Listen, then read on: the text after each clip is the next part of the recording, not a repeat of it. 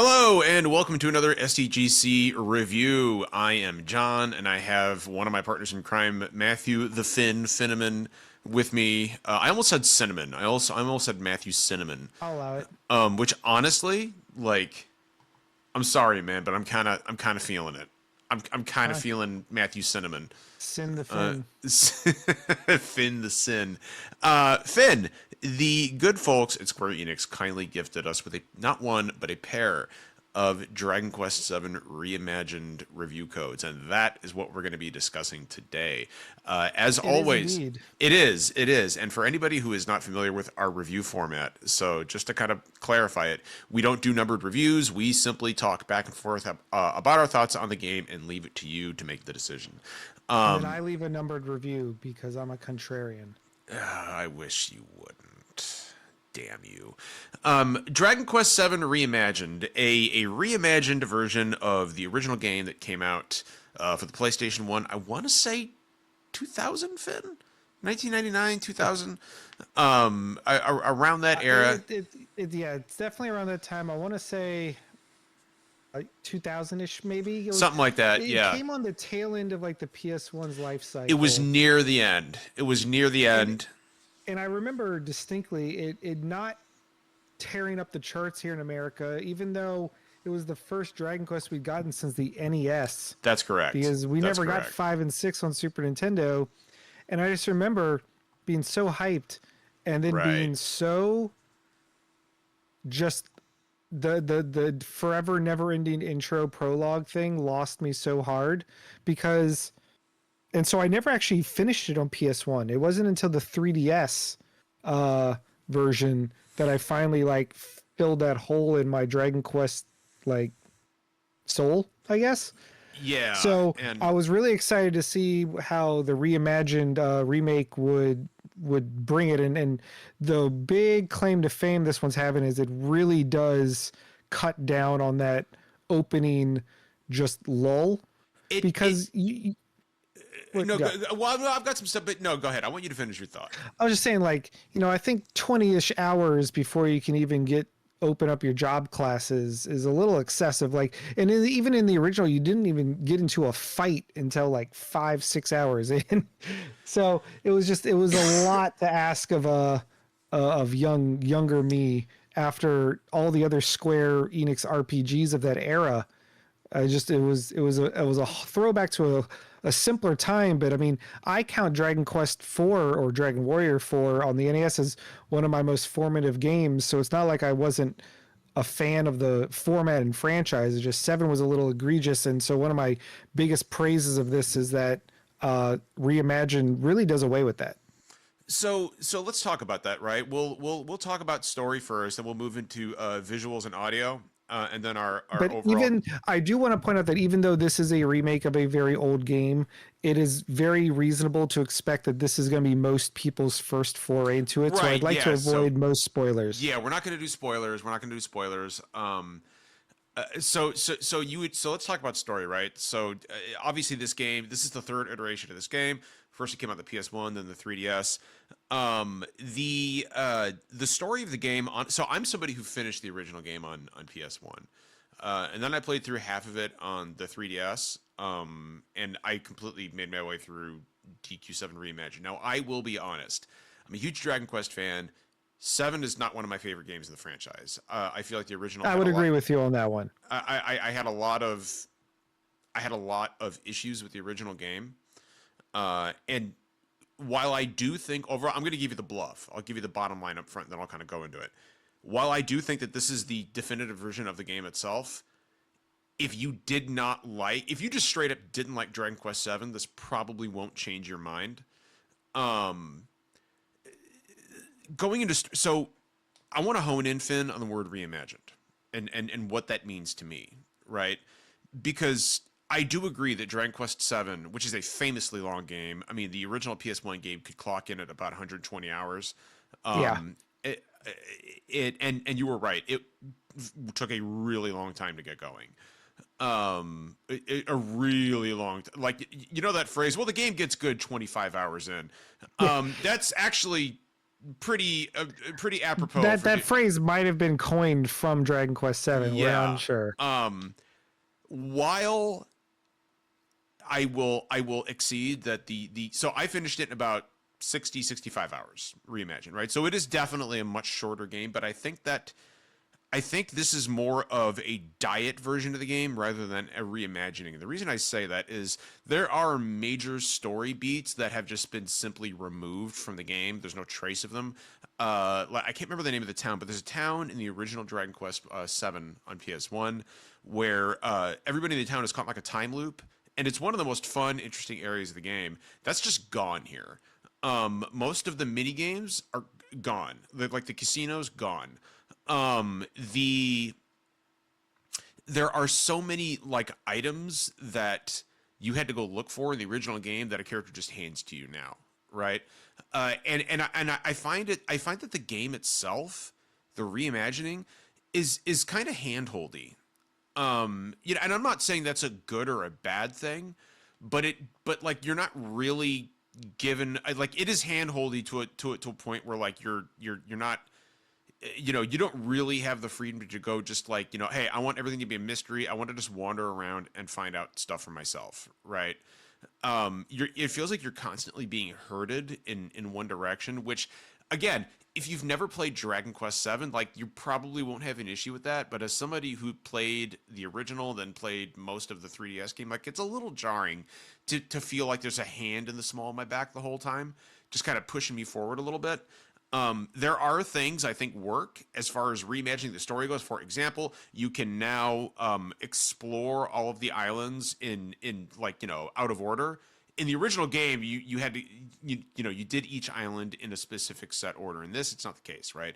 So you can go through and you can explore all these islands, you know, ad nauseum. You can go to one, then go to a different one, then go to a different one, then go back to another one. So that is a really neat change. But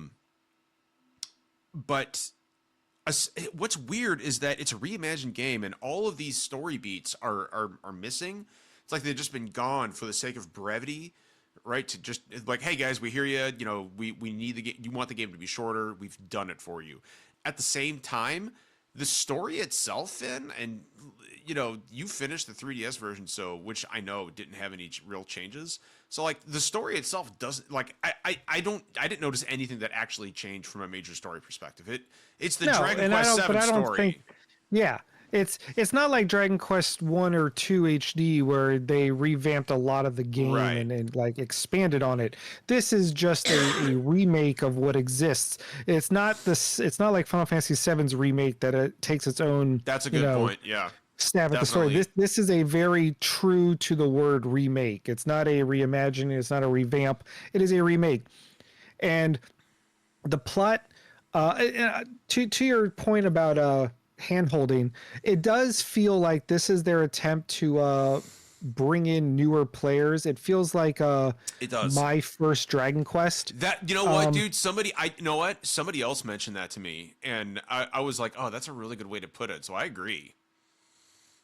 And you know what, and that's fine. I don't think there's anything inherently wrong with that. It just means that this game, even on hard mode, It's didn't really, not hard.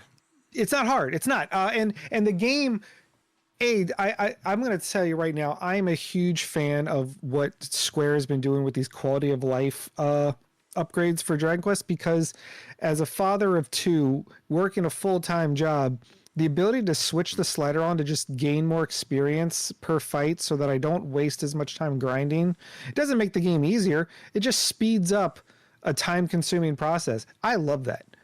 Like there are also sliders where like you can increase the job points you get, increase the difficulty, decrease the difficulty. You can increase or decrease the amount the enemies attack you.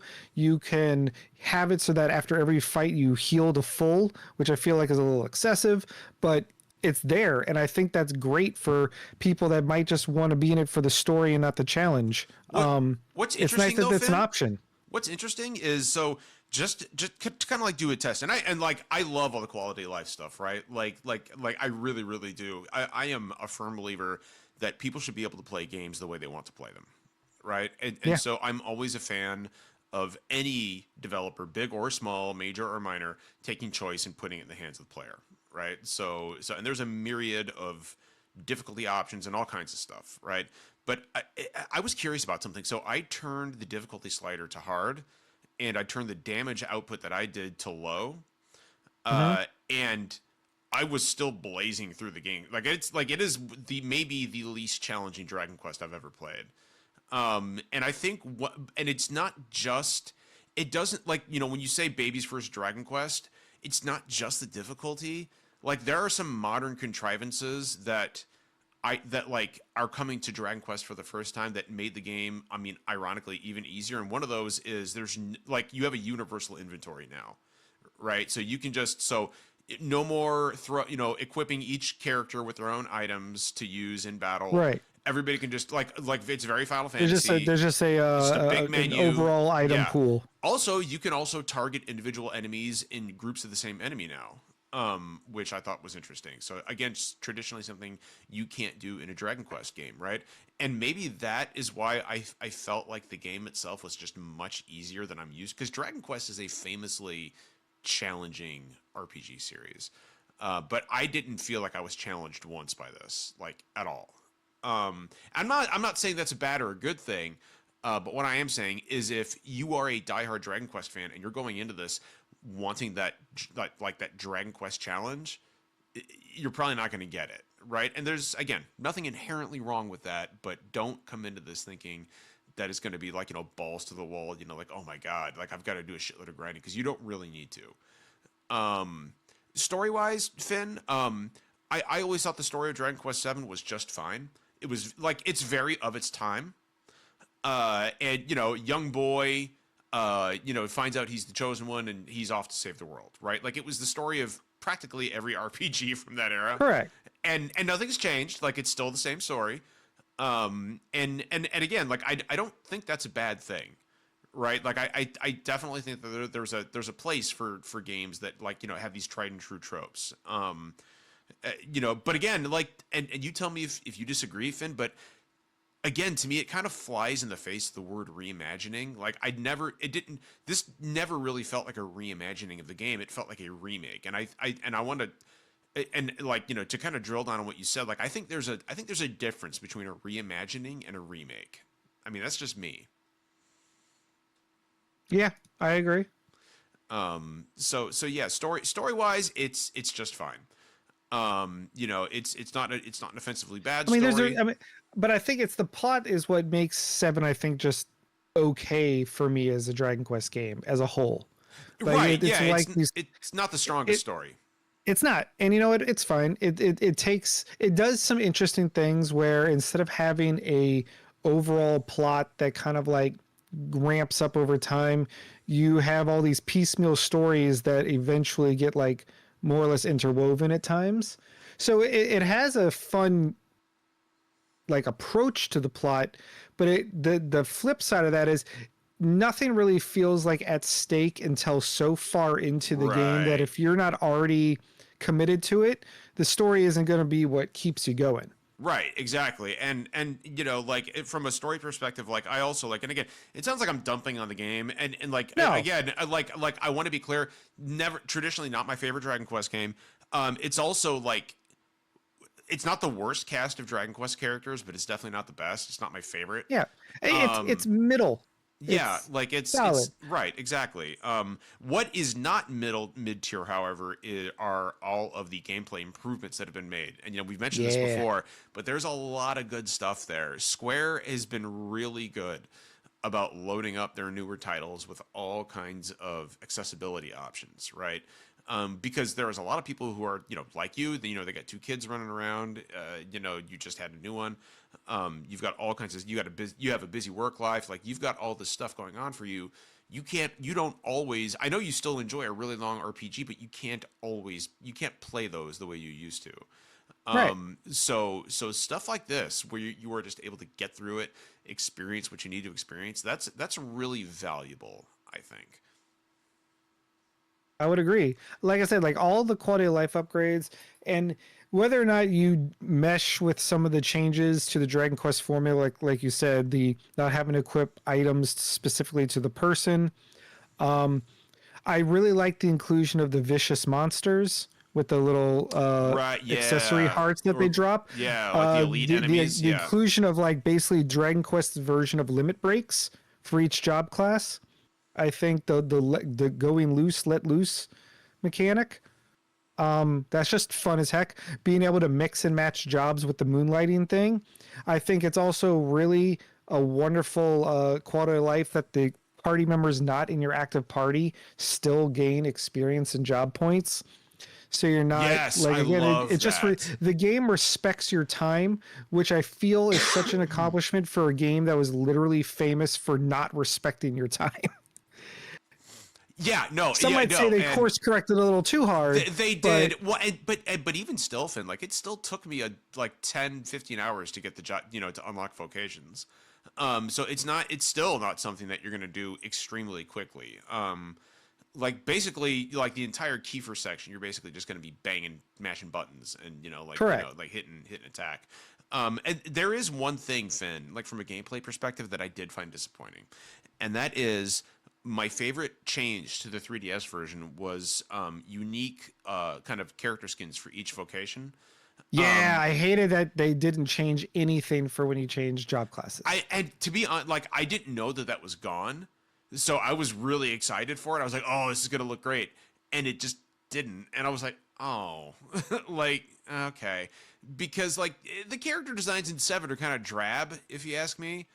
Yeah, And I'm like, "Oh, okay, I'm gonna wearing the same Fisher boy outfit I know. the entire Right? okay, well, like it's not the end of the world, but like it is like I would have loved to have seen, for example, like the hero outfit in that new like kind of diorama style, Right. and Oh, it speaking of, can we feels like a talk about the huge missed opportunity. I really dig Oh, we're gonna the oh art style. well, there's one more thing I want to talk about from a gameplay perspective, but we are going to All go right. to visuals, and that is the battle system itself. Um, it's the vocation system is really what kind of like lifts this game, or like if the vocation system is really what kind of like lifts this game to the heights it reaches in terms of gameplay.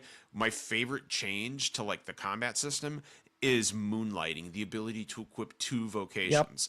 Um, It's so fun though, breaking the game like it, that. it What was it your is. favorite combo?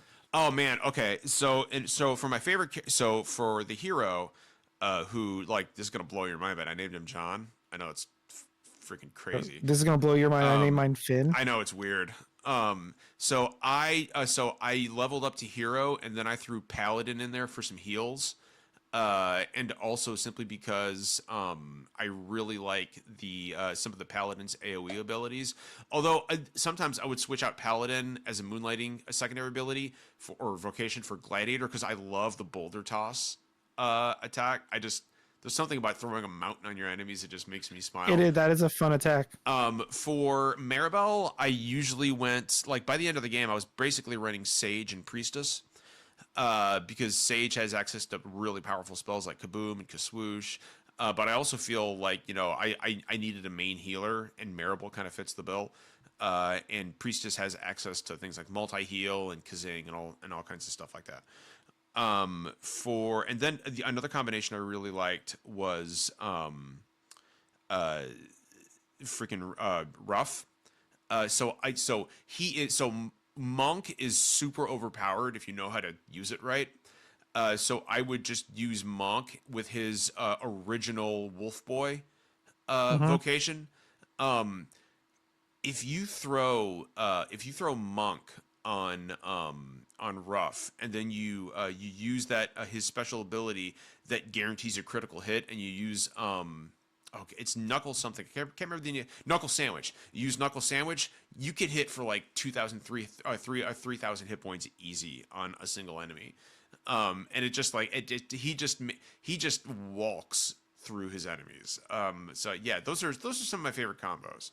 I loved combining what I think the most broken class is champion because its ability Champion's good. divide, which lets you Divide, triple yes. anything. Because then you use that That's with what I did on Mervin. multi fist, That's what I did on Mervin. and so you're doing 21 hits. And I put that on my my hero with the equipment that increases critical hit chance and damage, and I'm like one-shotting metal slime kings Yeah. like it's going out of style. Yeah, It's you so much can. fun. Yeah, so I actually Mervin was my champion, and I didn't realize what divide and conquer did until I used it for the first time, and I was like, oh my god! And oh yeah, dude, yeah, there are so many cool combinations in available. Like the moonlighting thing is the absolute best choice they could have made, not just because of the crazy combos you can do, but also like it's a faster way to kind of master all of the vocations and kind of be able to like mix and match those and figure out which ones you like and you don't like much sooner. So yeah, that was super appreciated. Visuals. Let's do visuals and sound. From a just a purely visual aesthetic, it's a beautiful game. I love the diorama style. I don't think it works 100% of the time, but I think it works 95% of the time. And it's beautiful, right? Like it works for this game specifically. I Yes, don't know if this would work for another game, but for Dragon Quest I'm Seven, hoping it they absolutely don't works. treat it like the new format. Like we don't know what Dragon Quest 12 is going to look like, Right. but I don't necessarily want this. But I think as a one-off, it's a really inventive. I Like it makes agree. everything cute and just adorable It to does. watch. It does undercut. I mean, Dragon Quest has never been known for like its serious like. Oh, look how scary this monster Yeah. is, right? Like, so when the Demon King comes out and he's looking all adorable He instead look of scary, you're like, that's Yeah. part of Dragon Well, I mean, Quest. It's fine. or Godamir looks fabulous. Like he's the most Yes. fabulous Dragon Quest villain. But yeah, like it does like it makes everything extra cutesy, and I don't necessarily think that like that doesn't work for Dragon Quest Seven. That being said, like I don't want a Chrono Trigger remake in this style. But for this specific game, I think it works, and it's very reminiscent of excuse me, it's very reminiscent of Fantasian. Yeah. Like everything's handcrafted. Even like the little character models are like handmade. And it See, works. I did not know that. That's Yeah, awesome. yeah. It's a really really beautiful game. Um, and Finn, you played it on PS5 Pro. I Uh, did. I played it on Switch 2. On Switch 2, I'm happy to report it runs at 60 frames a second. Looks nice and crisp in handheld mode. So from a visual perspective, this is actually one of the best looking and running Switch 2 games in handheld. I did dock it for like I like to play Switch 2 in handheld most of the time, but I did dock it for a while, and it looks great docked too. So like you're gonna if you're playing on Switch 2, you're gonna be happy either way. Um, from an audio perspective, I have Yeah. okay, all right. So this is one of my like bugaboos with the Dragon Quest franchise, right? I feel like they reuse tunes too often across games. Yeah. And I don't feel like anything's really changed here. Like most of the music in the game I've heard elsewhere throughout the like in the franchise. I do like the fact that it's fully orchestrated, and it definitely sounds better than it has in the past for sure. But like I just Dragon Quest is one of those franchises that has never really like really like blown me away the way like a like a Nobuo Uematsu or like Hamauzu has in the past. Yeah. And this was kind of the moment where I was like, I Dragon Quest could use a major audio overhaul. I mean I don't know. You tell me if I'm crazy. I feel like it's the comfort food of gaming. Like it's like you know how Final Fantasy will always have a version of like the Crystal Prelude or something, Right. but Dragon Quest decides to take that and make it its entire series. Like there's the classic Dragon Quest anthem, but then there's just a lot of. I personally love that there's certain sound effects and jingles that have not changed, like the sleeping at an inn or the save sound effects. The fact that those are still the same. just bring me joy. But it's hard because I don't really recall being blown away by any of Seven's musical tracks. Yeah, They same. just kind Like of they're just were, there. they're just there. Yeah. Which is, it's not to say there's anything bad. Like, I feel like, I don't know if, what's worse for you, an unmemorable, but, passable soundtrack, or one that's just bad? Like, I'll take the one that's Yeah, like unoffensive. yeah, no, like I don't think it's bad or anything. It's just like there's nothing like even in other Dragon Quest games, like Dragon Quest 8, like Battle in the Heavens, right? Or like like there are Dragon Quest tracks that have stood out to be like, oh man, that was awesome. Or the fight against Kalasmos in Dragon Quest 11S, but like there was nothing here that stuck with me from a music standpoint. None of it was bad, but also like I forgot about it immediately. Like I was like, Yeah. okay, yeah, it's music. So that it's okay. Um, there is one thing that was in the back of my mind, and I'd forgotten about it until you just mentioned saving, and it's not a huge thing, but it's a weird oversight for me. With all these accessibility options and all these ways to streamline the game, every time I go to a church, like to save, I have to go to a church and I've got to go through like 4 windows of dialogue to do it. Just let me save. I know. Just let me save. Every time. Like Every time. just let me save, man. Like, and then of course, like you're hitting the button to get through the save thing, and he's like, "Do you have anything else you need from me, my Yeah, child?" and then it just jumps right back into another save, and and I'm like, no, come on. Yeah, I'm like, come on. And like, right now I'm playing Final Fantasy VII Remake on the Switch, and you can just save. You can just save, and like, and I'm doing this right after I finish Dragon Quest 7, so I'm like, okay, like it is just, I don't know, it's weird. It's a weird oversight, you know what I mean? It's like you've made all these changes, but I still gotta like, I still have to slam buttons for 30 seconds in order to actually save my game. Just give me a quick save. But again, that's a minor point. Look, here's the thing, right? That's Fantastic Four. Do you're really stretching the bounds on that one, Finn? Do I think that this is the best version of Dragon Quest VII? Yes, I do. And it's not particularly close. Now, if you have not played Dragon Quest VII and you're looking to dip your toe into the into the game for the first time, this is don't go back and play the PS1 version. 1, it's not accessible, and 2, it's a sloggish nightmare to play these days. Also, don't go play the 3DS version because again, most people don't have 3DSs anymore. It's not an easy game to find. This is readily accessible and it's available on most major platforms. So this is the one to get, especially since it's easily it's easily shorter, Finn, by a good 40 hours. Yes. That being said, I do want to reiterate, I never disliked Dragon Quest VII. It just wasn't my favorite in the franchise. This has not changed that, right? Yeah, I think maybe mentioned it earlier. Maybe I was just thinking it, but I don't think, for those that have already played 7, I don't think this version will change your feelings on its ranking. Yeah, and like one way or another. Yeah. It's not gonna. Yeah, like it's not. This is like if Dragon Quest VII was your 4th favorite, it's not all of a sudden going to be your 2nd, right? Right. It doesn't change that much. Like it looks better. And it's more streamlined, but everything else is pretty much the same.